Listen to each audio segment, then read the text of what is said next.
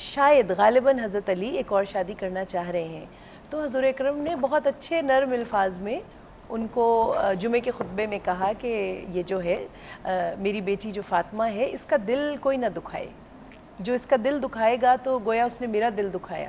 مطلب اس سے ایک چیز کلیئر ہوتی ہے کہ دوسری شادی سے پہلی وائف کا دل ایٹ اینی کاسٹ دکھتا ہے۔ وہ کہتے ہیں نا ہم وائف کو منا لیں گے، ہم وائف کو سمجھا لیں گے، ہم وائف۔ اور رافع یہاں پہ ایک پوائنٹ بہت امپورٹنٹ ہے کہ انہوں نے بڑے، میں ایگزیکٹ الفاظ تو نہیں بیان کر رہی، مجھے اس کا جسٹ پتہ ہے کہ یہ تھا، مگر انہوں نے ایسے ڈھکے چھپے الفاظ میں کہا کہ حضرت علی سمجھ گئے، حضرت علی رضی اللہ تعالیٰ عنہ سمجھ گئے کہ یہ میرے ہی بارے میں کہا جا رہا ہے، اور انہوں نے حضرت فاطمہ کی زندگی میں ایک اور شادی نہیں کی، یہ تو ہسٹری میں موجود ہے۔ صحیح۔ اب جو پروفٹ ہیں، دیکھیں پروفٹس تو وہ کرتے ہیں جو اللہ ان کو کہتا ہے، and it is because of many reasons, and you know وہ ہم اس بیان میں نہیں جا سکتے، مگر ہم یہ ضرور دیکھتے ہیں کہ یہ ہمارے سامنے کا واقعہ ہے۔ صحیح۔ اچھا جی، ہمارے پاس ایک کال موجود ہے، اٹینڈ کرتے ہیں۔ السلام علیکم۔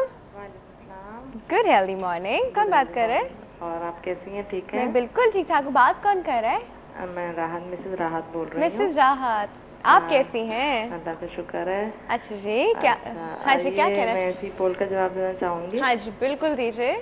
دیکھیں جیسے مطلب ظاہر ہے اگر مرد کے ساتھ کوئی پرابلم ہے تب تو بھائی ٹھیک ہے، تو بھائی کر لی، اور اب ظاہر ہے کہ جو پہلی وائف ہوتی ہے وہ یہ سوچ کے تو نہیں شادی کی ہوتی کہ کل کو میرا شوہر دوسری شادی کرے گا۔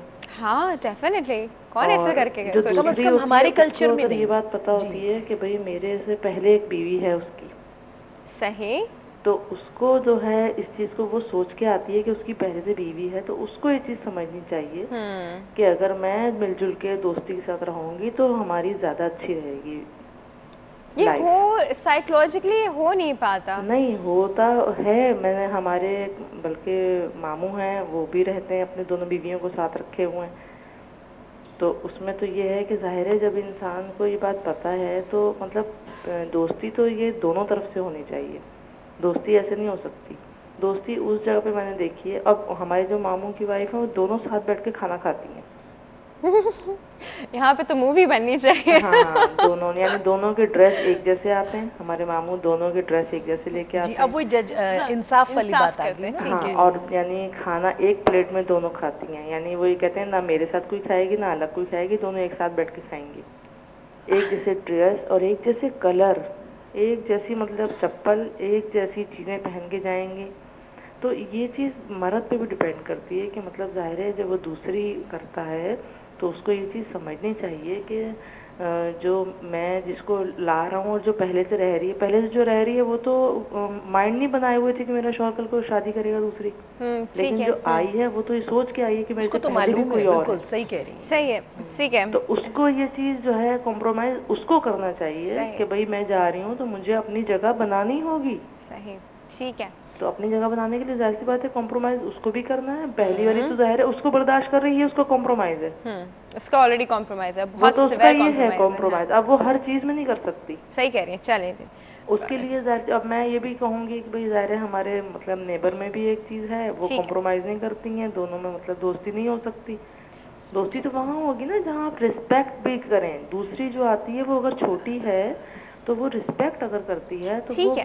مسز راحت، ہم آپ کا پوائنٹ سمجھ گئے، اس بات سے ایک اور بات نکلتی ہے، ہم ابھی اس پہ بات کرتے ہیں، ٹھیک ہے جی؟ Thank you so much for call, thank you so مچ۔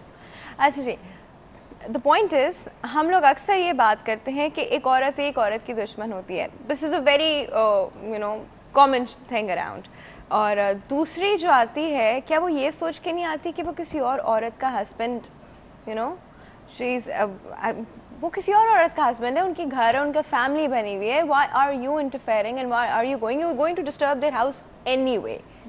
دیکھیے ایک یہ تو ایک ڈیموگراف ہے کہ جو خواتین ہیں ان کی تعداد زیادہ ہے، ٹھیک ہے، 51 یا 52% خواتین ہیں یا شاید اس سے بھی کچھ زیادہ، اور میلز کی تعداد کم ہے، تو اس 52 اور 48 کا ریشو ہے، بالکل ایسا ہے۔ تو اس چیز کو دیکھتے ہوئے ہمیں یہ سمجھ میں آ رہا ہے کہ کچھ پرسنٹیج آف میل کو تو 2 شادیاں کرنی پڑیں گی تاکہ جتنی فیمیلز موجود ہیں وہ ازدواج کے رشتے میں آ جائیں۔ ایکچولی جب آپ ازدواج کے رشتے میں نہیں آتے تو معاشرے میں برائی پھیلتی ہے، ٹھیک ہے، تو معاشرے کی برائی اگر آپ نے ختم کرنی ہے تو آپ کو جو فیمیلز ہیں ان کو, اور اگر وہ خود اکنامکلی انڈیپینڈنٹ نہیں ہے, ٹھیک ہے, دیکھیں اگر ایک عورت پروفیشنل, اس کا کوئی بہت رسپیکٹیبل پروفیشن ہے اور وہ اکنامکلی انڈیپینڈنٹ ہے, تو اس کو چونکہ منی جنریٹ کرنے کی ضرورت نہیں ہے تو وہ غلط ذرائع اختیار نہیں کرے گی, وہ باعزت طریقے سے اپنے پیسے کما سکتی ہے تو وہ کمائے گی,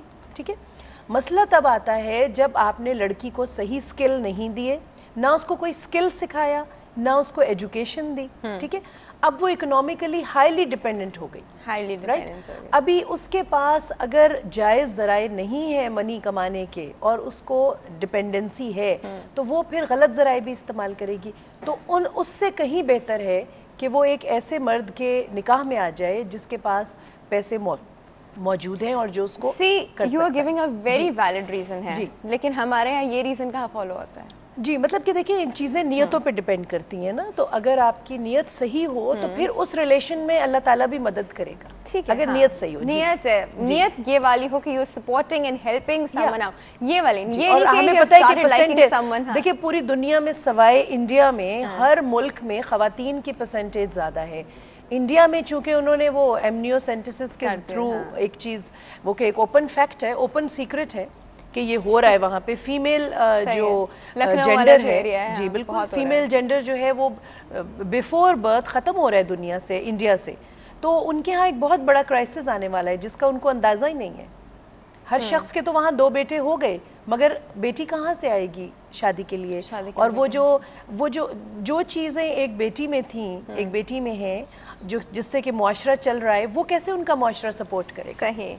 اچھا جی, یہاں نا ہمارا ٹائم بالکل ختم ہو گیا. بالکل میم کیا کریں, بس ہم بات کو کنکلوڈ کرتے ہیں کہ اگر کسی بچے کی فادر کی ارلی ڈیتھ ہو جاتی ہے تو اگر ہمیں خود نہیں معلوم کہ اب ہمیں اس کو کیا کرنا ہے, تو اب تو بہت سائیکالوجسٹ بھی آ چکے ہیں, آپ کسی بھی قریبی سائیکالوجسٹ سے خود جا کے پوچھائیں کہ ہم اس کو کیسے ہینڈل کریں, ٹھیک ہے. اور ایسے کیسز ہمارے پاس بہت آتے ہیں, and we do not charge anything for that, not at all. ہم ان کو فون پہ سمجھا دیتے ہیں کہ یہ کر لیجئے, اور ایسے بہت لوگوں سے ہو جاتا ہے. اگر یہ بھی نہ ہو تو آپ گوگل پہ جا کے سرچ کر لیں, اس سے آپ کو نالج مل جائے گی, اور آپ اس کو ضرور اس پہ عمل کریں کہ بچہ ان سٹیجز میں سے گزر رہا ہے اور اس کو روٹین میں لانے کی کوشش کریں. All right ma'am, thank you so much for coming, بہت بہت شکریہ آپ کے آنے کا.